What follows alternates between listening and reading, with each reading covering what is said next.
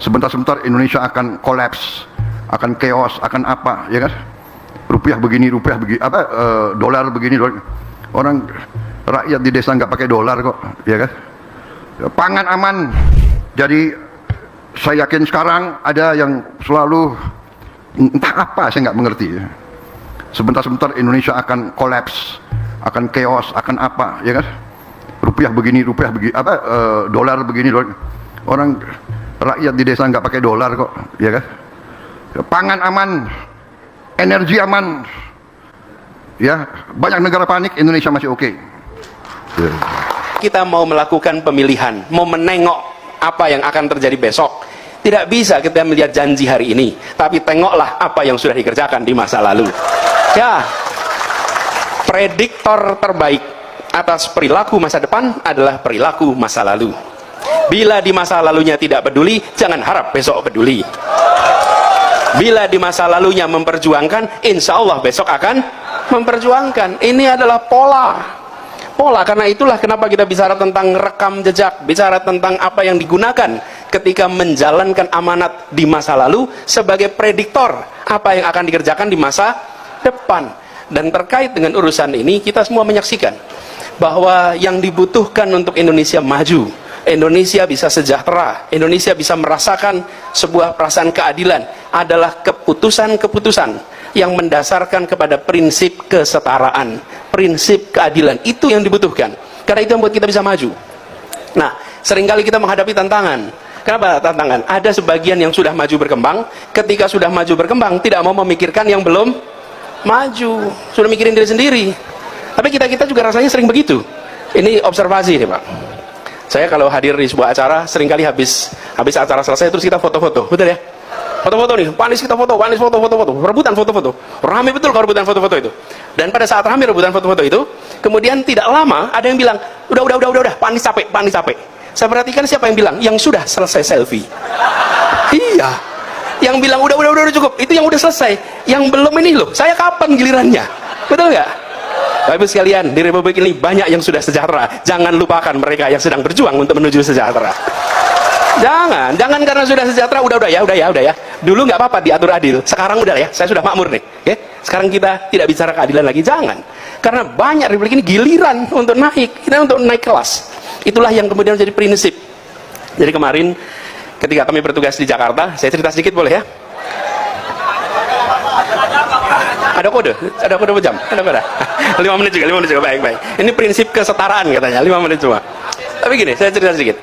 Kita semua yang memegang amanah selalu harus mengambil keputusan. Karena tugas pemimpin sesungguhnya adalah membuat keputusan. Itulah tugasnya. Diberikan kewenangan untuk dia mengambil keputusan. Karena itu harus kita memiliki prinsip apa yang digunakan kalau mengambil keputusan. Dasarnya apa? Dan saya sering sampaikan berkali-kali. Di dalam mengambil keputusan, kami di Jakarta mencoba menggunakan 4 pegangan. Nomor 1, prinsip keadilan dan kesetaraan. Ini nomor 1. Prinsip keadilan. Nomor 2, akal sehat. Data, fakta. Ini nomor 2. Nomor 3, kepentingan umum, kepentingan bersama, kepentingan publik. Yang keempat, undang-undang, aturan, regulasi. Urutannya begitu. Kalau urutannya dibalik, Bapak Ibu sekalian, kita akan ketemu aturan undang-undang yang tidak sesuai dengan prinsip keadilan, yang tidak sesuai dengan akal sehat, yang tidak sesuai dengan kepentingan publik. Selesai, 3 yang lain hilang kalau urutannya diubah. Nah, kita sering menemukan situasi begitu. Saya beri contoh. Di tahun 2020 kita terhantam COVID. Kita ingat ya semua COVID. Jadi banyak perekonomian kita kontraksi mengecil. Apa yang terjadi kemudian? Kemudian diambil keputusan. Karena setiap akhir bulan Oktober selalu ada keputusan soal UMP. Kita selalu diskusi nih soal UMP. Dan seperti ceritakan tadi Pak Arief, bahwa kalau udah bicara UMP itu kita serius. Kita bukan bicara di depan publik saja. Kita bicara percakapan serius dengan teman-teman tokoh buruh dan juga dengan pengusaha. Dan kami sampaikan kita ingin cari jalan keluar yang adil, yang fair. Bicara dengan semuanya. Ini teman-teman semua jadi saksinya lah apa proses perjalanan. Dan pada saat itu dikatakan bahwa UMP-nya tidak naik. Kenapa? Karena perekonomian mengalami kontraksi. Saya katakan iya benar, perekonomian kontraksi, tapi tidak semua sektor mengalami kontraksi. Kalau dibuat grafik, ada yang turun, ada yang naik. Perusahaan yang membuat masker, naik sekali. Perusahaan di sektor kesehatan naik semua. Kenapa di sektor yang naik buruhnya tidak boleh mengalami peningkatan upah? Harus mereka mendapatkan kesempatan. Karena apa? Lah wong pemilik perusahaan yang mengalami lonjakan keuntungan, lah kok yang bekerja tidak boleh merasakan bagian dari kerjanya untuk mendapatkan porsinya? Betul tidak? Jakarta menjadi satu-satunya provinsi yang membuat kebijakan UMP asimetrik. Tidak sama, tergantung sektor. Sektor perhotelan, ya tentu saja tutup hotelnya. Sektor kuliner tutup. Tapi kalau sektornya kesehatan, itu booming sebagai kegiatan ekonomi. Saya berikan contoh. Kalau kita menggunakan prinsipnya nomor 4 saja, maka keadilan hilang, akal sehat hilang, kepentingan publik hilang. Itu yang kita coba kerjakan di Jakarta. Dan itu juga yang nanti akan jadi pegangan ketika bicara ke depan. Kalau yang peristiwa tahun 2021, UMP kita yang berbeda dengan kebijakan nasional, semuanya sudah tahu itu. Saya tidak perlu ceritakan. Tapi kita ingin mengambil posisi yang jelas, sikapnya begitu. Dan saya cerita sedikit nih, di akhir tahun 2021 kami undang para pengusaha-pengusaha di Jakarta. Cara mengundangnya bagaimana? Kami undang 50 pembayar pajak terbesar di Jakarta. Jadi yang diundang bukan asosiasinya, tapi 50 pembayar pajak terbesar. Kan udah jelas nih, paling gede nih. Dan semua datang dengan pertanyaan kebijakan gubernur soal UMP. Jadi di dalam ruangan makan malam, saya sampaikan kepada semua Bapak Ibu sekalian, kita berada di Balai Agung, Balai Kota DKI Jakarta. Lokasi kita hanya 1 km kurang lebih dari Gedung Pancasila, di mana gedung itu lokasi para pendiri Republik berkumpul, bermusyawarah. Saya ingin ingatkan pada semua, yang berkumpul di ruangan itu pada saat Republik ini didirikan adalah orang-orang yang secara sosial ekonomi makmur, secara keterdidikan amat terdidik. Di saat 95% penduduk kita buta huruf, mereka cendekiawan, mereka berasal dari kalangan yang secara sosial ekonomi tinggi. Tapi apa yang mereka susun? Mereka menyusun sebuah republik baru yang mengandalkan pada prinsip keadilan. Republik ini didirikan dengan niat untuk satu, menggulung kolonialisme, yang kedua, menggelar keadilan sosial dan kesejahteraan bagi seluruh rakyat Indonesia. Kita sekarang berada 1 km di tempat itu, berkumpul di sini. Yang ada di ruangan ini semuanya adalah orang-orang yang sudah merasakan manfaat kemerdekaan. Yuk kita tengok 50 tahun yang lalu kita berada di mana, 40 tahun yang lalu kita berada di mana, rumahnya seperti apa, kendaraannya seperti apa, bisa nggak nyekolahin anak di mana-mana. 50 tahun lalu, 40 tahun lalu, kita semua yang di ruangan ini bukan siapa-siapa. Republik ini telah memberikan kepada kita semua yang berada di ruangan ini kesempatan untuk merasakan kesejahteraan. Sekarang saatnya kita dalam situasi begini mengambil sikap, bukan sekedar mengikuti peraturan, mengambil sikap. Apakah saya mau ambil tanggung jawab sebagai bagian yang ikut melunasi janji kemerdekaan, atau saya hanya menjadi bagian yang egois memikirkan diri kita sendiri? Pertanyaan itu dijawab oleh kita semua, karena kita berada di tempatnya sebagai yang bertanggung jawab. Dan itu unik, di ujung malah semuanya memahami, menyetujui. Ini semua saya ingin sampaikan, bahwa kita bukan hanya berdebat regulasi. Mari kita tengok, kita sebenarnya mulai dari sebuah niat baik, bersama-sama meraih sebuah negara, sebuah masyarakat yang merasakan keadilan yang setara. Itulah kemudian suasananya berubah dari semula mempertanyakan soal keputusan UMP, lalu bicara tentang, ya Pak, kalau begitu kita jalani sama-sama. Sayangnya asosiasi mereka secara formal tetap memproses secara hukum, tapi 50 pengusaha terbesar mereka bisa lebih maklum. Kenapa? Karena kita bicara tentang asal-muasal kita dulu di mana, sekarang kita mau jalan sama-sama. Yuk kita ambil tanggung jawab. Jadi pesan kita di dalam peringatan Hari Buruh ini bukan soal semata-mata membela buruh, membela ojol, tapi ini soal memastikan keadilan itu hadir kepada semuanya. Itu yang penting kita garis bawahi. Dan ke depan insya Allah kita akan sama-sama jalani ini. Jadi tadi sempat saya pesankan oleh Pak Presiden bahwa kita menginginkan sebuah ekosistem yang sehat. Kalau adil, semua akan punya kesempatan tumbuh. Dalam jangka pendek, koreksi kepada sebuah sistem untuk adil pasti menimbulkan suasana tidak nyaman dalam jangka pendek.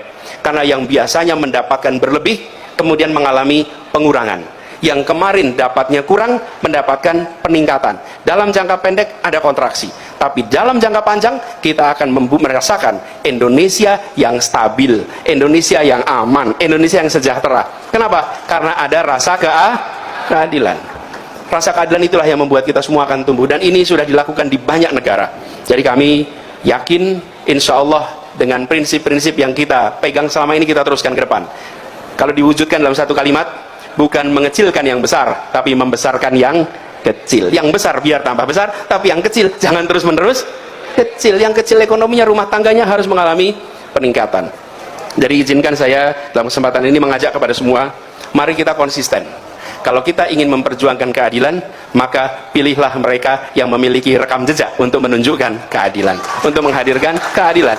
Rekam jejak bukan sekedar rencana dan janji ke depan, tapi tengoklah ke belakang apa yang sudah dikerjakan, karena itu adalah bukti. Jadi kami berharap ini menjadi dasar bagi kita semua.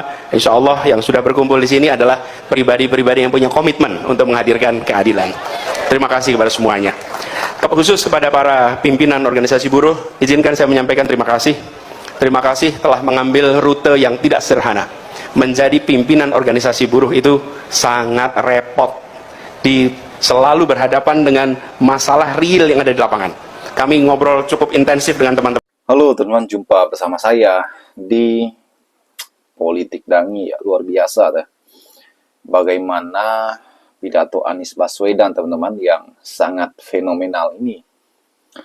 Dan kalau kita melihat ya, Pilpres 2029 ini ya, Anies salah satu tokoh yang berpeluang besar untuk maju di Pilpres 2029 teman-teman. Ya. Selain daripada tentunya Prabowo Subianto ya. Sekarang pertanyaannya bagaimana dengan tokoh-tokoh lain seperti KDM, Pramono Anung, hingga Shirley Juanda, teman-teman, bahkan AHY, ataupun Puan Maharani. Tapi kalau kita melihat satu persatu ya kan, mungkin tokoh-tokoh lain juga mempunyai peluang yang sama ya. Siapapun bisa mencalonkan ya. Tapi kalau KDM, ya KDM itu masih satu partai dengan Pak Prabowo, teman-teman ya. Alhasil beliau mungkin agak berat untuk maju karena Prabowo tentunya akan tetap maju, teman-teman. Dan tokoh-tokoh lain ya kita juga nggak tahu, teman-teman. Tapi yang jelas Anies sudah dideklarasikan oleh Gerakan Rakyat ya sebagai Capres 2029. Dan persaingan politik ini semakin luar biasa, teman-teman. Dan kalau kita lihat pidato Pak Prabowo ya kemarin yang menghebohkan ya, bagaimana pidato Pak Prabowo mengatakan ya, ketika dolar naik per hari ini teman-teman masih 17.600, ini nggak turun-turun teman-teman ya. Dan Pak Prabowo mengatakan bahwa orang desa nggak pakai dolar. Ini kan menjadi heboh ya, apa yang disampaikan Prabowo ini teman-teman ya, seolah-olah yang meremehkan dolar teman-teman ya. Ya, dampaknya sebenarnya ya sudah kita rasakan ya. Bagaimana harga-harga barang semakin naik, BBM semakin naik, dan harga emas semakin naik, properti, dan sebagainya ya. Itu dampak dari dolar naik, teman-teman. Kalau tidak seperti itu ya, kalau dolar tidak naik tentu ekonomi kita mungkin tidak ada kenaikan ya. Dan kalau kita lihat ya, bagaimana geopolitik tentu dunia saat ini pastinya kacau ya, perang Timur Tengah ya kan, persaingan ekonomi global dan sebagainya, teman-teman. Dan inilah pentingnya seorang pemimpin yang betul-betul cekatan, yang berani, yang mencari solusi ya. Saya yakin Pak Prabowo bisa, teman-teman ya. Bagaimanapun beliau itu dikelilingi oleh orang-orang yang sangat-sangat pintar, termasuk Pak Prabowo sendiri, saya yakin bisa, teman-teman ya. Bagaimana menurut kalian? Kita diskusi di kolom komentar ya.